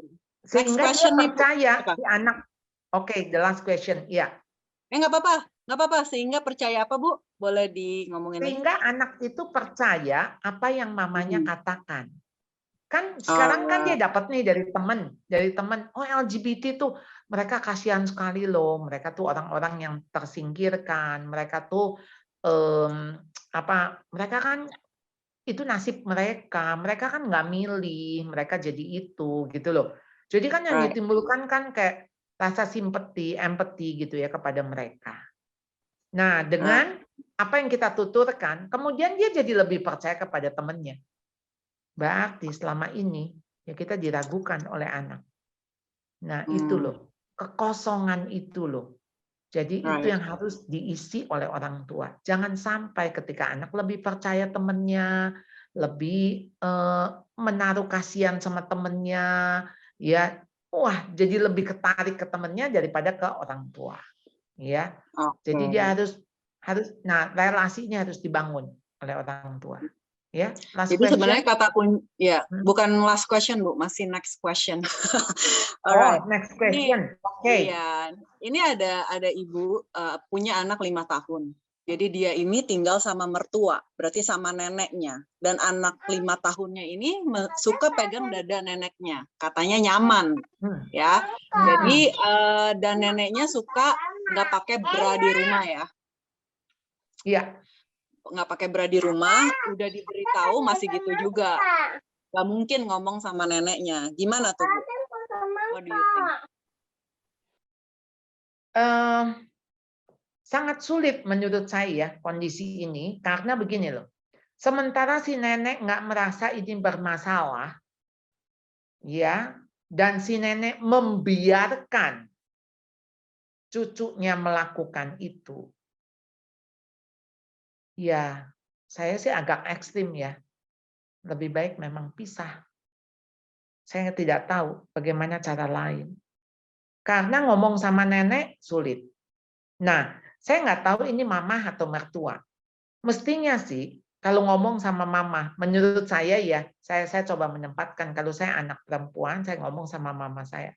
Saya cuma bilang, ma please, kalau mama mau tolong saya. Karena kalau dia sudah terbiasa pegang-pegang dada mama, itu akan keterusan, mah. Dia akan cari terus. Dan kita ini semua perempuan yang punya payudara. Dan kita nggak mau anak-anak, ini anak laki pastinya kan. Dan si anak laki ini mendapat kenikmatan melalui sentuhan payudara itu. Saya akan jujur ngomong, dan mam, please tolong, kalau nggak mami sedang merusak anakku. Ya. Tapi kalau si orang tua ini bilang, ya itu kan anak kecil, mana ngerti sih, bla bla bla, dan nggak mau kerja sama. Saya rasa harus ada yang ekstrim ya. Jadi maksud saya gini, si ekstrimnya maksud saya, ya harus ada pilihan daripada anak kita rusak sih. Karena kalau setiap kali gitu, lihat deh, frekuensinya tuh akan meningkat. Dan dia akan pura-pura, nanti misalnya lagi nonton, dia sengaja deketin ke neneknya, dia sengaja itu gitu loh. Jadi dia akan cari. Iya. Dan ini Benar. kalau udah meningkat, bereskalasi, ya gimana ngilanginnya? Gimana nuruninnya? Ya, kecuali memang diputus. Ya, jadi sebagai orang tua yang mesti tegas ya Bu ya, mesti stand up juga untuk the future of the kids juga. Iya, untuk betul. anaknya. Betul, itu Mau tanggung itu, jawabmu. betul, Itu tanggung betul. jawabmu.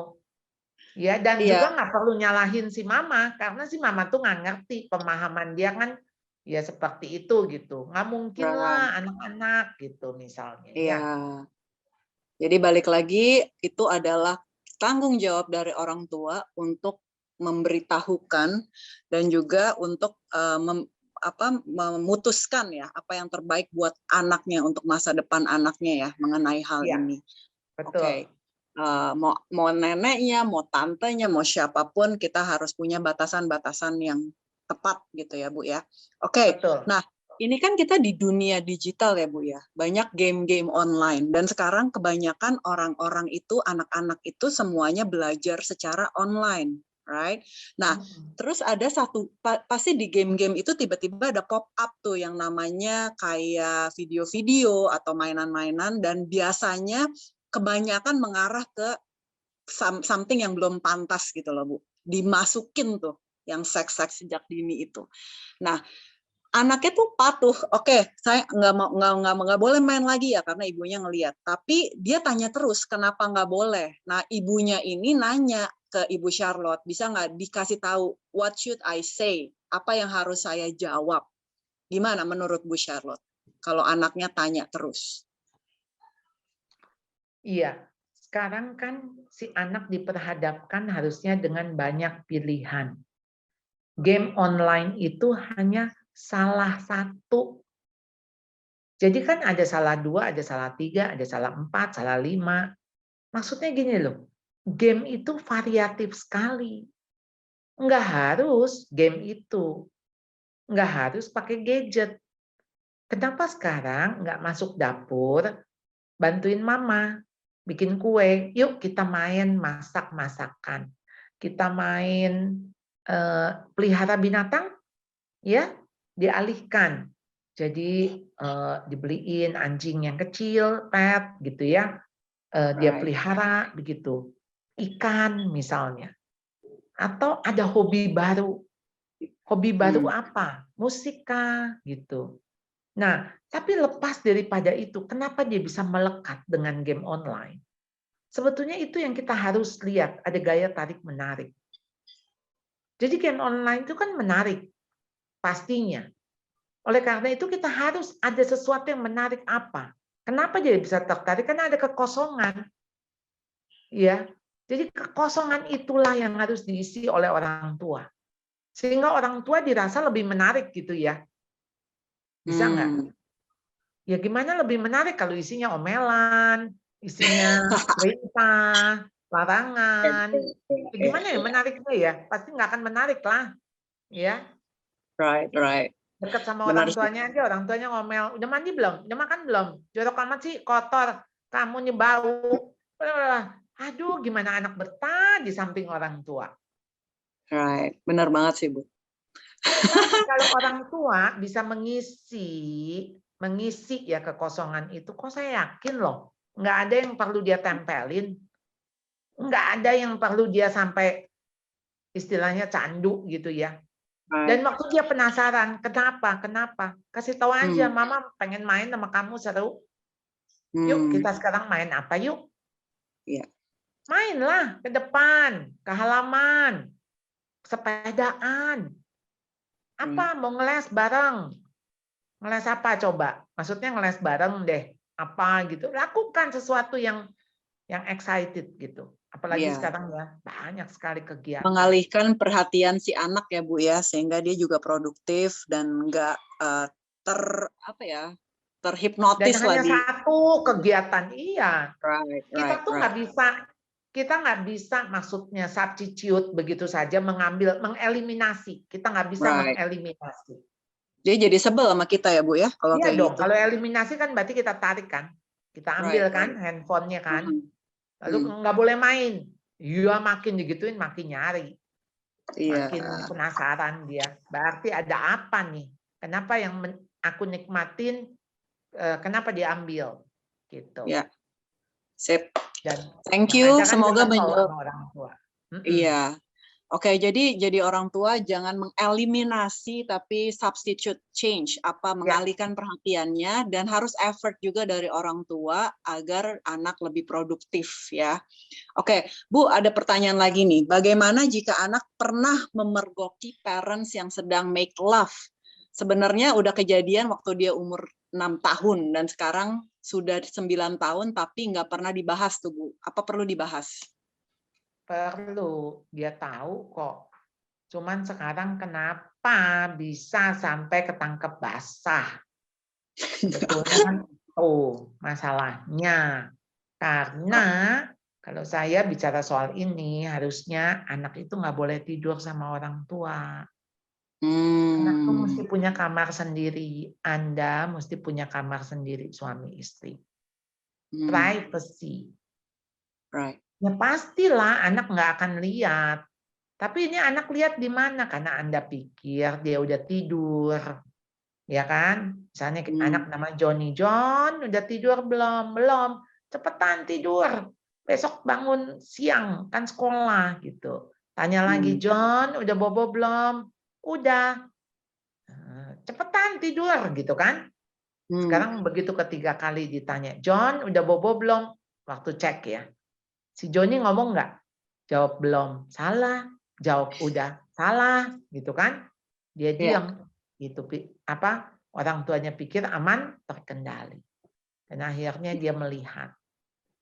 Nah itu pasti ada yang terekam dalam pikiran dia. Harus ajak bicara. Kalau dia anak perempuan, ajak bicara oleh ibu. Kalau dia anak laki, ajak bicara oleh ayah. Ajak bicaranya kayak tanya ke anak juga ya, Bu. Kamu lihat apa waktu itu? Gitu. What do you think gitu ya, Bu ya? Iya. Yang artinya ya inilah kami ketika suami istri kami berhubungan itu, tapi perspektif bagaimana Allah menciptakan kita manusia dengan ada alat kelamin dan salah satu bentuk pernyataan kasih. Adalah ketika kita melakukan hubungan suami istri. Dan itu hanya boleh dilakukan di dalam konteks suami istri. Oke. Ya. Berarti kalau misalnya anak tidur sendiri, kalau bisa dari dini ya, Bu ya? Oh iya, kalau kita nonton kan di film-film, ya film-film barat kan pulang dari rumah sakit kan langsung ada kamar baby-nya kan. Oke, jadi sedari kecil ya, Bu ya? Iya, betul. Karena makin gede makin sulit diusirnya. Dia akan tanya, kenapa aku nggak boleh tidur di sini? Oke. Jadi waktu pindahinnya, ya adalah seremonial lah. Dibuatlah gimana celebrate gitu ya. Jadi kamarnya kita dandanin, ada barang-barangnya, dan kita bilang mama percaya kamu sekarang udah punya kamar sendiri. Kalau perlu ada pengguntingan pita, ya, ada segala macam. Hanya untuk supaya dia merasa bangga. Jadi bukan diusir. Jadi bukan diusir begitu loh. Dia melihat, oh iya, my own room gitu kan. Caranya lah ya harus dibuat seperti itu. Oke. Ini ada next question nih, Bu. Kan ada apa benar tiap anak punya naluri seks yang berbeda-beda, ada yang rendah atau tinggi, dan sudah terlihat dari, apakah itu bisa terlihat dari kecil nggak, Bu? Kan ada orang yang kayak sex drive-nya tinggi tuh, gampang horny, atau mungkin mimpi basahnya lebih cepat, atau gimana tuh, Bu? Bisa nggak dilihat dari kecil? Terus ada nggak perbedaan? Saya kok nggak terlalu peduli ya dengan itu ya.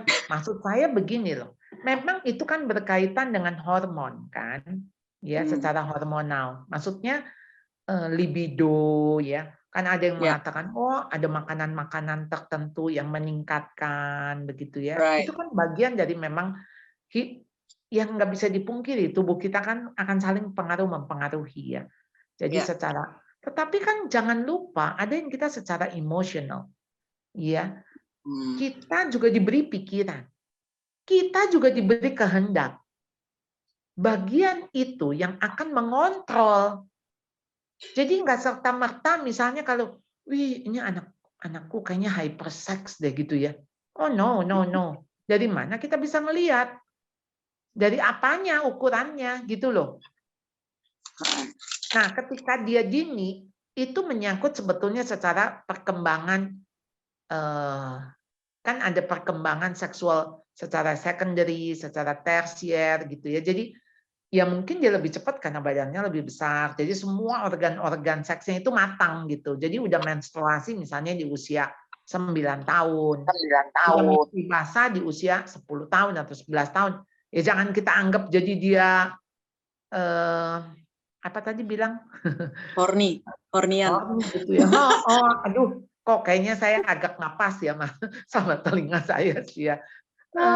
Jangan dikaitkan dengan begitu, aduh rasanya kok terlalu dini kita mencap seperti itu juga. Dan bagi saya ketika kita punya drive ya, maksudnya nafsu gitu, atau kita gampang sekali terangsang misalnya ya. Misalnya pada laki dan perempuan, itu aja ada perbedaan. Laki mudah sekali terangsang karena lewat mata kan, pintu rangsangnya kan lewat mata. Kalau perempuan kan pintu rangsangnya lewat telinga, lewat rayuan gitu ya. Dan alat kelamin wanita kan juga di dalam, lain dengan pria. Pria alat kelaminnya di luar, jadi mudah sekali tersentuh, kena gesekan, kena sentuhan begitu. Dan itu kan bisa memberikan rangsangan. Nah, jadi memang misalnya pada laki-laki jelas lebih daripada yang perempuan, gitu ya. Jadi misalnya laki-laki melihat, dengan melihat saja, jika seorang laki-laki melihat dan mengingininya, dia sudah berzina, ya. Right. Bayangkan, saudara, cuma melihat saja. Tapi dari melihat itu kan ada kehendak mengingini. Jadi bagaimana sebetulnya kita menolong anak-anak untuk punya perhatian 360. Jadi bukan itu gitu loh. Jadi bagaimana kamu tahu kamu sedang berperang, sedang ada peperangan.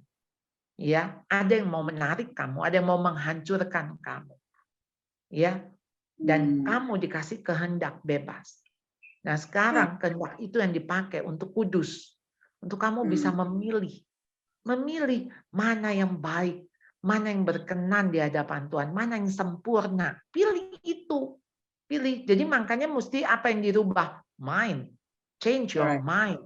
Renewing your mind. Terus diperbaharui.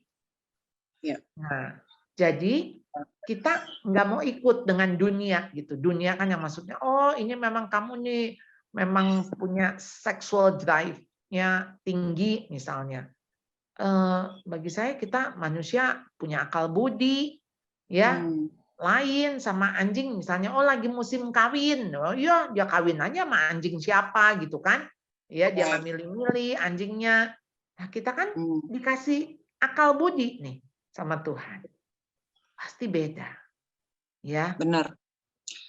Oke, wow, itu menjawab ada langsung dua pertanyaan sih Bu, untuk kita mengedukasi anak dengan baik, dengan tepat dari gospel lah ya Bu ya, dari apa kata Tuhan, identitas kita di mata Tuhan, dan gimana kita menerima dia dan menjelaskan kepada dia dengan tepat ya Bu ya. Oke, next question. Bagaimana merespon anak laki-laki yang baru pertama kali mimpi basah?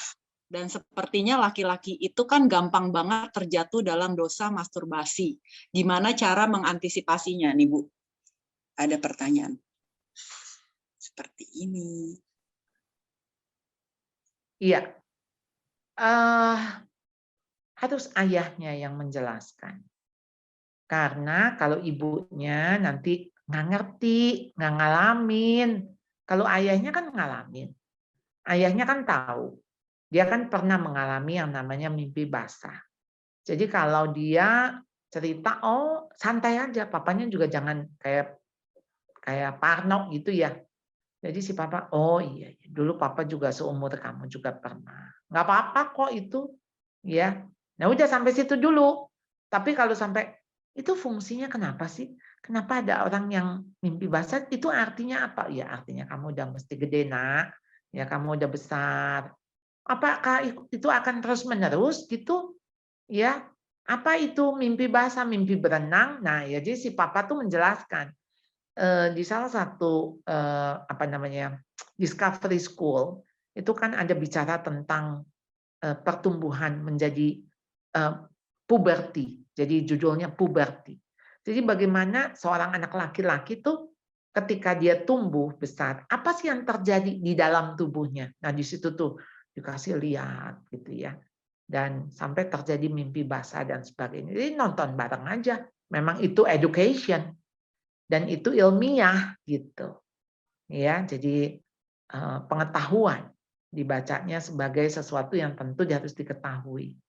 Ya udah, sama-sama. Lalu ya nanti kamu nggak usah takut. Ya, kamu bisa bersihkan, kamu ke toilet gitu. Dan nggak apa-apa gitu. Iya. Nah, kalau misalnya bapaknya sudah meninggal atau bapaknya tidak bisa. Ya, ibunya. Yang mengambil peran tersebut. Iya, dan kita harus anggap ini ya pengetahuan. Jadi nggak apa-apa gitu loh. Ya. Dan balik lagi dengan suasana yang nyaman, yang nggak panik ya. Chill aja ya gitu ya Bu ya. Iya, santai aja. Jadi jelasin. Oke, jadi jelasinnya secara biologis juga dari video, dari. Betul. Oke, kalau secara psikologis itu ya bisa juga kan dari apa di video kan biasa suka ada ya Bu ya, yang secara psikologisnya. Iya, secara psikologis kita akan coba tanya perasaan dia. Perasaan kamu apa? Oke, Malu, perasaan kamu takut, apa? Berarti tanya perasaannya. Balik Iya, lagi bangun betul. relationship dan komunikasi yang baik dengan Iya, anak ya. iya. Karena Oke, tiap kalau anak gini, berbeda. Anak yang cuek iya. pasti juga nggak apa-apa gitu. Aku tanya teman-temanku juga udah nggak apa-apa gitu. Ya sudah. Tapi ada anak melankolis yang mungkin, oh aku udah ya, aku malu, aku Iya. takut, misalnya gitu. Jadi balik Gampang lagi kan? ke karakter anak masing-masing dan Betul. kita orang tua yang paling tahu bagaimana menjelaskan secara simpel dengan bahasa yang simpel dan dengan tepat ya ke anak kita. Iya. Oke Bu, kalau misalnya ini ada pertanyaan lagi, bagaimana cara menghadapi anak remaja 15 tahun ya Bu, udah remaja yang terlibat pornografi sampai dia menulis cerita porno bersama temannya? Itu Iya. bagaimana cara menghadapinya yang udah terlanjur? Jadi anak yang sudah terlanjur seperti ini balik lagi penerimaan. Dan siapa yang harus berperan? Ini kemungkinan besar anak laki ya, yang dimaksud yang 15 tahun. Harus ayahnya berperan. Ayahnya. Dan dampingi. Dan kasih tahu. Jadi waktu kamu melakukan ini, sebetulnya apa sih? Kamu merasa apa? Kamu merasa puas? Apa yang kamu rasakan? Dan itu tuh perasaan itu nggak akan pernah bisa puas karena kosong. Kamu akan cari lagi, akan lihat lagi. Dan durasinya semakin lama semakin meningkat. Sampai kamu acting out. Sampai kamu masturbasi. Setelah kamu masturbasi, kamu akan memperkosa. Kamu akan terus-menerus dijerat seperti itu. Dan ini tidak akan pernah ada habisnya. Papa harus menolong kamu. Papa harus menolong. Maka Papa akan mendampingi kamu. Nah, kita sama-sama yuk berjuang. Kita sama-sama. Ya. Jadi dengan empati, bukan diomelin, dengan empati. Jadi ini ya Bu ya, jadi jangan khotbahin ya, tapi tetap harus dia nggak perlu khotbah. Dia, gitu. Karena sebetulnya dia juga rasa bersalah. Kan Tuhan taruh hati nurani itu di dalam diri anak. Pasti rasa bersalah itu ada. Jadi kita nggak usah melempar batu, ya. Makanya perempuan berzina itu kan Tuhan bilang siapa yang nggak pernah berdosa silakan lempar dulu. Nggak ada kan, semua pergi satu persatu mulai dari yang paling tua. Karena yang paling banyak dosanya gitu kan. Nah, Tuhan bilang ya, jadi pergilah dan jangan berbuat dosa lagi. Jangan berbuat dosa lagi. Wow, luar biasa ya. Ya. Ini ada 2 last questions nih Bu. Yang pertama ya. Untuk kasus anak adopsi nih Bu, apakah perilaku seksual itu merupakan faktor keturunan? Enggak ada. Saya sih nggak percaya. Itu kan jadi bukan maksudnya faktor seksual dalam arti konteksnya misalnya kayak misalnya ya mohon maaf misalnya apakah dia hasil dari perkosaan misalnya maksud kamu gitu ya. Lalu kemudian apakah dia ini kok saya tidak melihat itu sebagai sesuatu yang secara langsung walaupun secara tidak langsung misalnya begini dia di dalam kondisi dia prenatal sebelum dia lahir itu memang ada pengaruh dalam konteks kejiwaan. Jadi misalnya ibunya hamil 9 bulan di dalam kondisi yang stres gitu ya, depresi gitu kan. Nah, kemudian anak itu kemudian menjadi penakut. Anak itu jadi sensitif. Itu bisa. Tapi kalau perilaku seksual tidak ya. Aduh, ya. kok saya sih nggak tahu ya. Saya mungkin belum mempelajari secara lebih detail apakah ada penelitian gitu ya. Tapi kok saya tetap percaya begini loh. Begitu kita di dalam Kristus, kita menjadi manusia baru.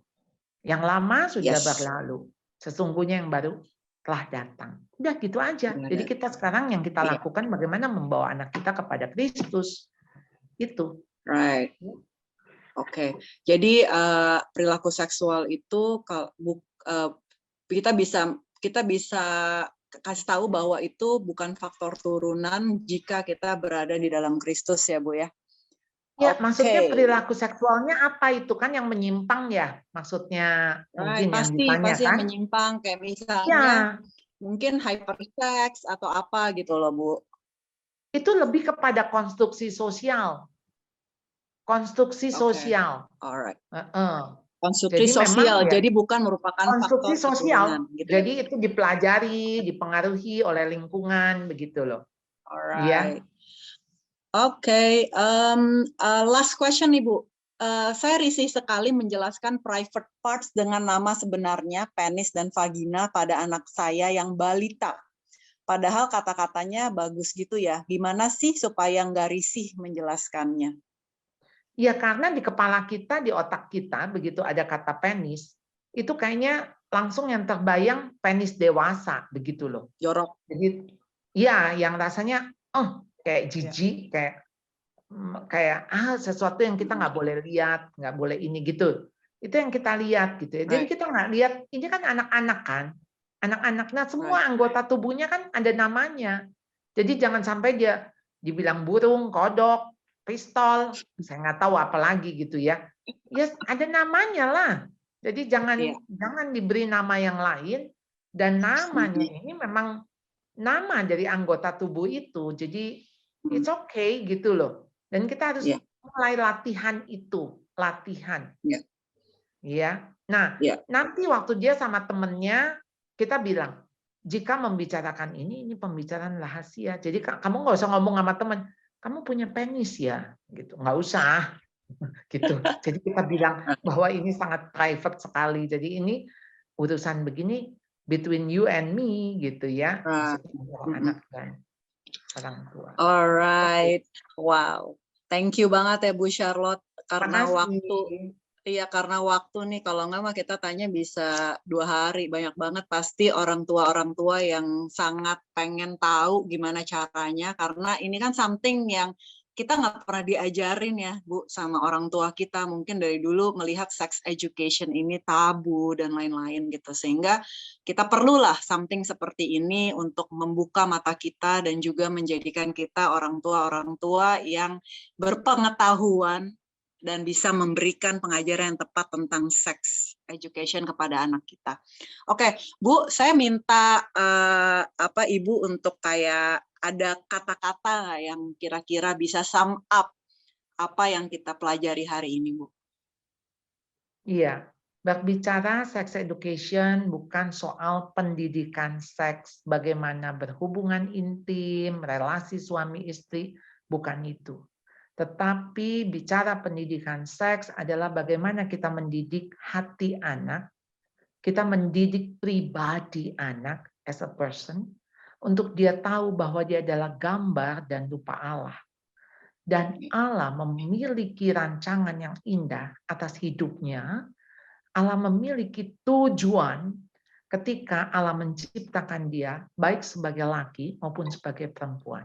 Dan itu adalah yang indah di mata Tuhan. Tidak ada yang buruk, tidak ada yang salah.